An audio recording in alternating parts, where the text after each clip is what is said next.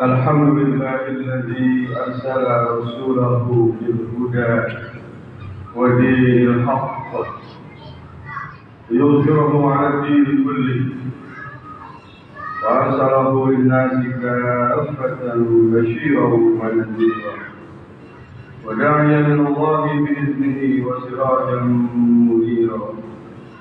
أشهد أن لا إله إلا الله وحده لا شريك له، وأشهد أن سيدنا محمدا عبده ورسوله الذي أنقذنا من الضلالة وسلك بنا طريق الهداية. اللهم صل وسلم على سيدنا محمد وعلى آله وأصحابه والتابعين الذين سلكوا طريقته واتبعوا سنته وسلم تسليما كثيرا.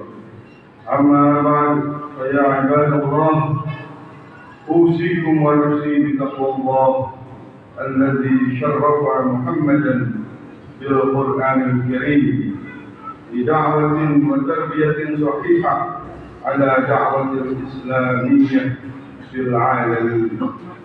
وقال تعالى في كتابه الكريم: أعوذ بالله من الشيطان الرجيم: لقد جاءكم رسول من أنفسكم عزيز عليه ما عنتم حريص عليكم بالمؤمنين رؤوف رحيم. صدق الله العظيم. Hadirin jemaah salat Jumat Masjid Jami Al-Jihad rahimakumullah. Alhamdulillah, hari ini Jumat 3 November 2023 Miladiah, bertepatan dengan tanggal 19 Rabiul Akhir 1445 Hijriah. Berkat izin hidayah dari Allah Subhanahu wa taala, alhamdulillah kita dipertemukan kembali di tempat yang paling mulia di permukaan bumi ini, yaitu masjid, untuk melaksanakan salah satu kewajiban kita sebagai seorang muslim, yaitu sholat Jumat berjamaah. Hadirin rahimakumullah, marilah kita tingkatkan ketakwaan kita kepada Allah Subhanahu wa taala sepanjang masa dengan penuh pengabdian yang suci kepada Allah Subhanahu wa taala dan penuh mensyukuri atas segala nikmat yang Allah telah berikan kepada kita. Hadirin, saat ini kita sudah berada di pertengahan dari bulan Rabiul Akhir. Meskipun demikian, peringatan Maulid Nabi Muhammad SAW masih marak dilaksanakan di mana-mana. Hadirin,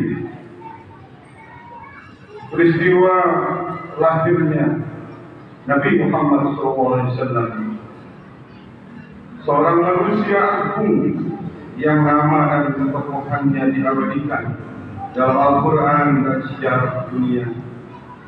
Dialah Nabi Muhammad SAW yang dalam rentang waktu yang relatif singkat berhasil membangun tatanan sosial yang kokoh di tengah masyarakat plural atau majemuk dengan beragam kabilah, agama dan suku dalam bingkai negara Madinah.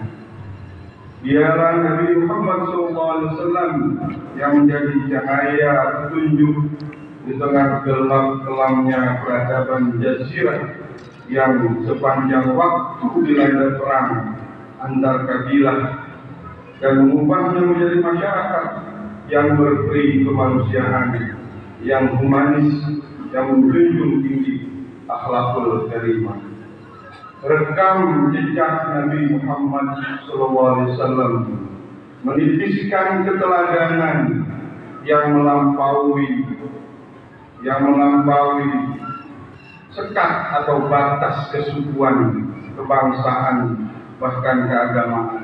Sampai hari ini, Sirah Nabawiyah atau biografi Nabi Muhammad SAW ini paling banyak ditulis oleh para ilmuwan dan sejarawan dunia dengan berbagai perspektif dan disiplin keilmuan mereka masing-masing. Hadirin jamaah Jumat rahimahullah. Dalam Al-Quran surah Al-Fath ayat 29 Allah berfirman, A'udzu billahi minasyaitonir rajim. Bismillahirrahmanirrahim.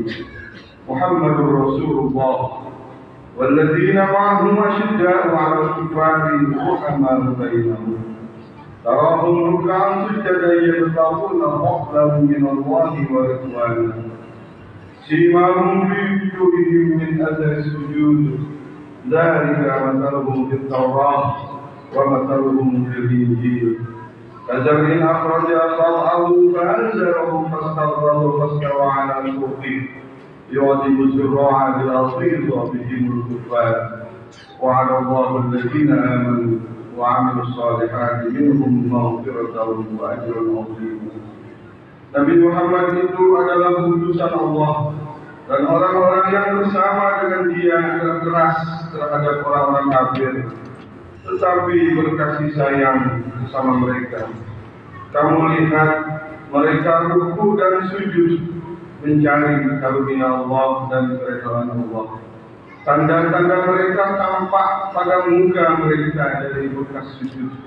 Demikianlah sifat-sifat mereka dalam Taurat dan sifat-sifat mereka dalam Injil, yaitu seperti tanaman yang mengeluarkan tunasnya, maka tunas itu menjadikan tanaman itu kuat, lalu menjadi besarlah dia dan tegak lurus di atas pokoknya.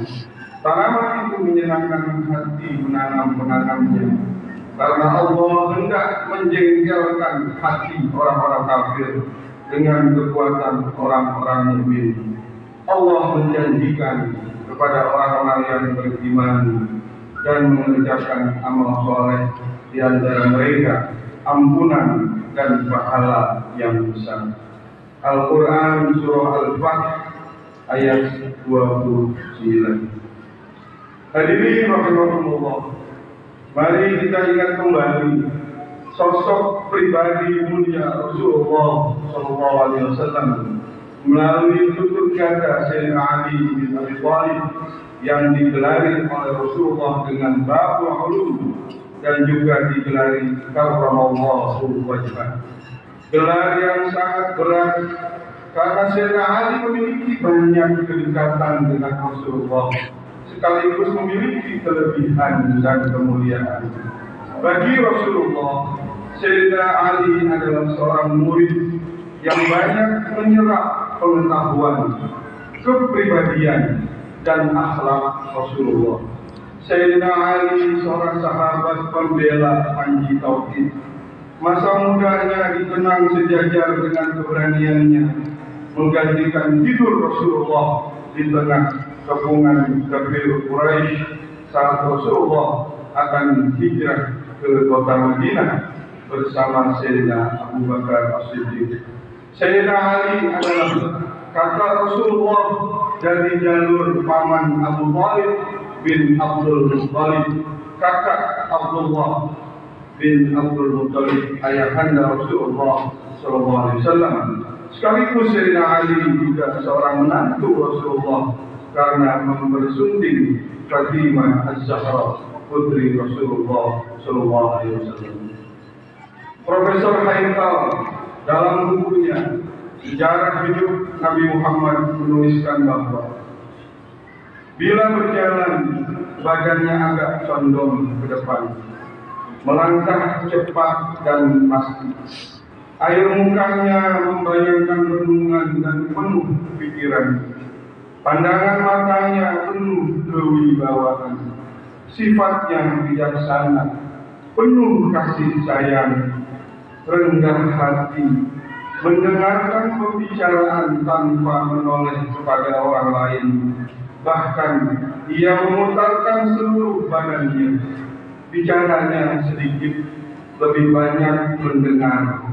Bicaranya selalu sungguh-sungguh, terkadang humor dan bersenda gurau, tetapi yang dikatakannya itu selalu benar. Kadang tertawa sampai terlihat gerahamnya.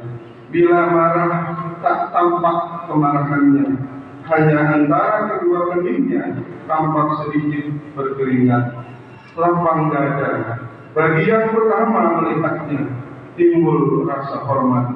Bagi yang bergaul, timbul rasa cinta. Demikian sekelumit tentang pribadi Rasulullah SAW, peletak dasar peradaban dunia. Hadirin jamaah Jumat rahimahullah, secara ringkas dari pribadi, akhlak dan pandangannya, bahwa Rasulullah SAW telah membawa agama yang benar dan meletakkan kebudayaan satu-satunya yang menjamin kebahagiaan dunia dan akhirat. Rasulullah SAW telah mengikat kuat antara iman dengan Islam, antara rohani dan jasmani, antara jiwa dengan raga, antara materi dengan materi, antara pribadi dengan masyarakat, antara hubungan dengan Allah dan hubungan dengan sesama manusia, dan antara agama dengan negara. Muhammad Iqbal, seorang sastrawan dan ulama dari Pakistan, mengatakan, bila raga adalah negara, maka jiwanya adalah agama. Pengalaman sejarah penting peradaban Barat memang berbeda, yang mengakibatkan pemisahan antara urusan negara dengan urusan agama.